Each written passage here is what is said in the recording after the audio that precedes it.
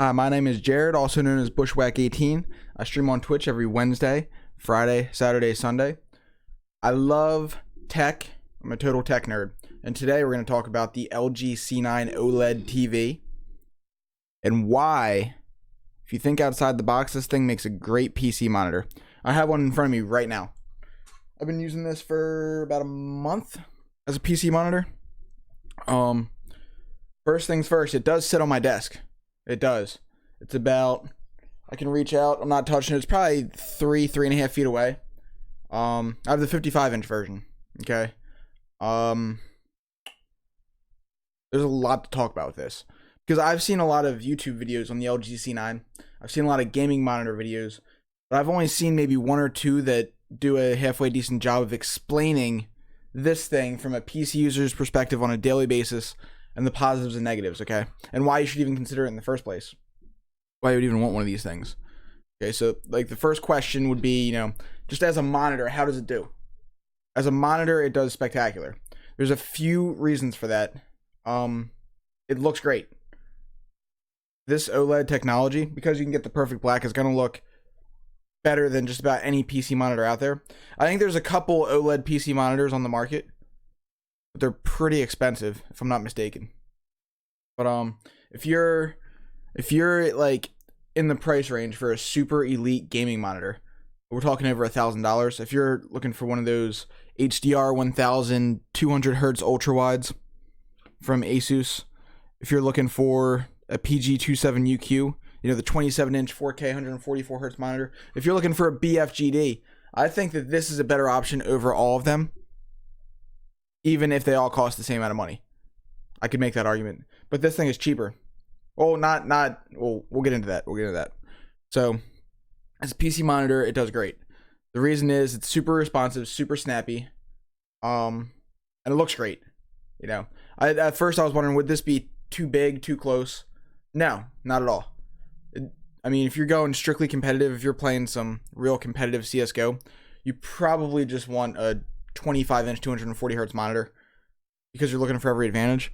But if you want to have a little bit of fun as you play, if you enjoy the big screen, if you like to play, games like Planet Coaster, Planet Zoo, The Witcher, horror games, anything like that, this thing is so much more immersive, so much prettier, and the HDR it does is amazing.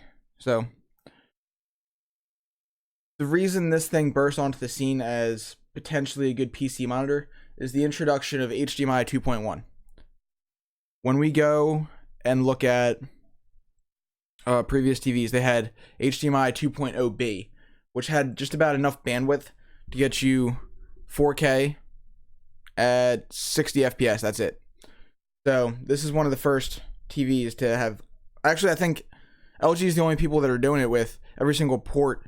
Samsung might be too, but every single port on this thing, all 4 ports, are HDMI 2.1, which means once we get a GPU, which should be the next generation of NVIDIA GPUs, knock on armrest, that has an HDMI 2.1 output, like legitimately, this thing will be doing 4K 120 hertz at full 10-bit color HDR with G-Sync compatibility. And that is insane. Because if you haven't heard, these things recently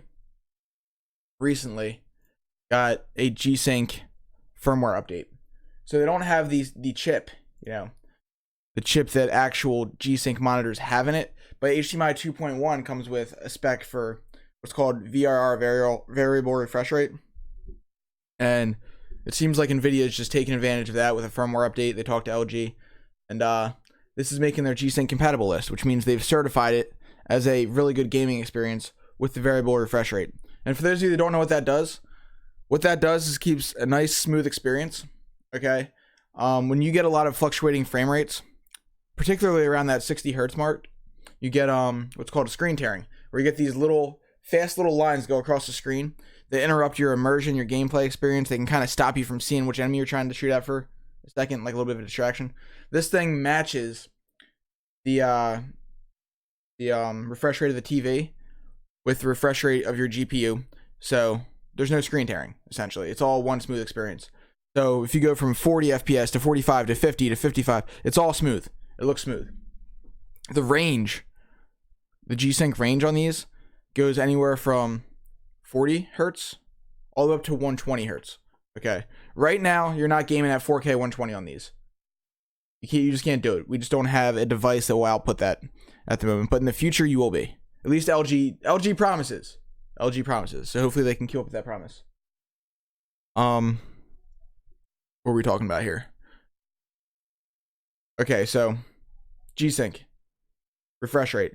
I actually play most of my games. Like if I'm playing a game like PUBG, you can bring this resolution down to 1440p, which still looks really good.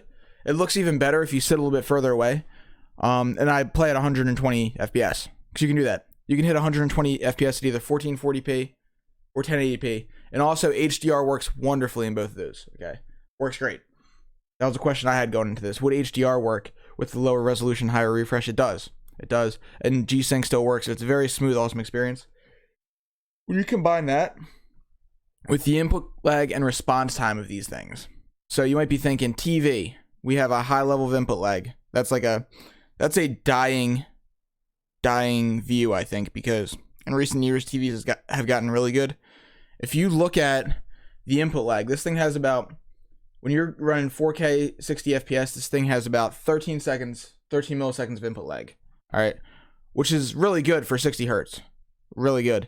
When you're running at 120 FPS, this thing drops to under 7 milliseconds of input lag, which is on par with elite gaming monitors. Most gaming monitors you're going to find somewhere between the 1 millisecond and 13 millisecond range for input lag. And this thing is right in line with that. And for such a big screen with that image quality, it's insanely awesome. Don't confuse input lag with the 1 millisecond tag that you see on the box of most, TN panel monitors. That 1 millisecond, I hear this a lot. That 1 millisecond is not input lag. That is response time. That's a different thing. Response time and input lag are not the same. Damn, that tastes good. Response time and input lag are not the same. But the reason that's such a crazy thing for this piece of equipment here is that the response time on an OLED TV pretty much beats a TN panel. Just because of the nature of the tech. It just does. It's faster. So this thing, you got like a 0 point something response time. It's somewhere around 1 millisecond, if not a little bit faster. I'm not exactly sure how all that works, but what I do know is the end result is when you're playing at 120 FPS and you're panning left and right, there's zero motion blur. That's what response time is linked with. It's when you're moving around looking for the enemy. You'll notice on like VA panels. Hey girl, October's here. You'll notice that when you're playing on like VA panels, you'll get some dark scene smearing because the response time isn't fast. So it's how fast the pixels change color, basically, and that does matter when you're playing really high fast-paced games. It does matter. And I'm pretty sensitive to it. Some people are more sensitive than others. But I really noticed that playing at 120 FPS on this TV with the input lag and the basically non-existent response time, it feels close to 165, 200 FPS that I've seen on other monitors. Just because of how clear the motion is and how responsive it is. It's an awesome thing. It truly is. So, like if you were to take, let's say, this monitor. The Asus PG27 UQ. I've played on it for months. I love this thing. It was really good. When I got it way back in the day, it was $2,000. I ended up having to sell it just because I didn't, it wasn't worth the money. And I like to change my tech around anyway. This thing, if you add up the response time and input lag, has a higher number than this LG OLED TV. So I think it's a good thing. It's a good method to add up input lag plus response time to get a total responsive, perceptive number. That's a pretty good standard to hold. And this monitor has a higher number than the LG OLED. That's interesting. Because if you add up 7 milliseconds of input lag with the 1 millisecond response time, that's 8 milliseconds latency total. This thing falls somewhere around like maybe 15 milliseconds total. Which might be perceptible for some, might not. It's probably closer to being imperceptible, but still, it's interesting to know that this TV beats it. That's pretty insane. And this TV does everything this monitor does. It matches this 27-inch monitor. For just right now, $200 more right now for a 55-inch screen. And it's got all the benefits of, you know, being a TV. So that's really cool. All right, so let's go over the potential negatives, because there are some. There really are some potential negatives. Well, before we do that, also check out, I've played on one of these things before, a BFGD, HP Omen X Imperium 65. This thing was $5,000 when it dropped. It's now down to $37.99. So if you're looking to spend that much money, you can get 2 of these freaking 55-inch OLEDs and still have money left over to upgrade your gaming PC. Like, what the hell? This thing is insanely overpriced. And if you look, see this 14 millisecond number here? 14 milliseconds gray to gray. This guy. Yeah, that's a 1 millisecond number for the OLED. So this is an example where you will get some dark smearing on the HP Omen X Imperium 65. But on the OLED, LG C9, you will not. You will not. So it's got a better responsiveness to it. Even though this Omen X does run at 144 Hz, this TV feels faster and it looks smoother. I'm telling you guys. And once we get full 4K with the next generation, with the next generation of GPUs, it's going to be ridiculously amazing. Ridiculously. So if you're looking for 27-inch 4K 144 Hz monitor, you know, if you're looking for that, I think the LG C9 is a better option. Better value, definitely. If you're looking for a BFGD, LG C9 basically killed the BFGD when they made it G-Sync compatible. And it's much cheaper because, yeah, we're rolling with $1,500 versus $1,300 versus $3,800. So I think it's a no-brainer, personally. That's just me. But then again, I mean, we got to go over the negatives because there are some negatives. The first negative would be potential burn-in. I think that this is an entirely overblown issue. There's been, Artings has released a multi-year test now on a bunch of models, I believe. And it's a minimal problem. As long as you just don't be dumb. Does that make sense? Just what you want to do, because burn-in is when you have a static image, such as wrong button. This taskbar at the bottom. If you just leave that there for 24 hours a day, there's little icons, then they will fatigue the pixels more, and it'll lead to burn-in over time. Like if you do that, yeah, sure. But if you play for 6-8 hours a day, you know, and then you make sure you turn your TV off when you're not using it, you're fine. You're fine. Like, this thing is not going to be an issue with burn-in. I think it's a completely overblown, unnecessary fear. That's just, you know, it's necessary in some cases, but for most use cases, like, I think that if you want to burn in this TV right now, you have to try to do it. That's how I look at it. You have to pretty much try to burn one of these things in. So, I mean, maybe you could do your own research, come up with a different conclusion. That's just what I've kind of found. And a lot of people jump on that burn-in thing right away. They're like, it's an OLED, it's got burn-in, not good for gaming. And it's like, well, I mean, hold on, because that's not really true. It is, but it isn't. Like, it's not like you're going to play a video game and your TV is going to be trashed. It's not what's going to happen. All right, the cost of this thing. Even though we did the cost comparison of other things within this price range, it's an expensive piece of equipment. That's a negative. That's always a negative. Expensive is always a negative, right? So, you know, you're looking at it's come down. I think it was closer to $2,500 when it was released. You know, what the hell is my cat doing? Oh my god, what a monster! Yeah. So now it's down to $1,500. I think that's reasonable for the tech, and I mean, compared to other things within the same price range, it's a no-brainer. I would pick this one, but still, you're still talking about spending $1,500 on basically a computer monitor. That's a lot for a lot of people. But if you're in that space, to spend that much money, you're probably thinking creatively anyway, looking for the best thing for that money. And for me, this is it. All right. The other negative is space. You got to have space. Right now, I have an 8-foot table, 8-foot long table I'm using as a desk. I can set this TV on here, no problem. I have 2 PCs on this desk, 2 monitors, 55-inch TV. I got a 4K Blu-ray player, my router, all that stuff. And I have plenty of space. But if you have a cramped desk, one thing I could suggest, like if you have like a room for gaming, like an extra bedroom or something, you could mount this sucker on the wall and pull the desk up to it. That's not a bad solution. I've done that with things in the past. That works. But but I just like the look of having it sit on the desk. And it's got a pretty cool looking stand as well, I must say. I like the stand. But yeah, space is, 55-inch OLED TV for a computer monitor is not for everybody's situation, certainly. So that brings us to, those are my 3 negatives. Burn-in, cost, space. That's what you have to consider on the negative side of this. If you can get past those 3, everything is extremely positive. Everything is extremely positive. So I didn't even touch on HDR gaming. If you want to play HDR games, this thing's phenomenal.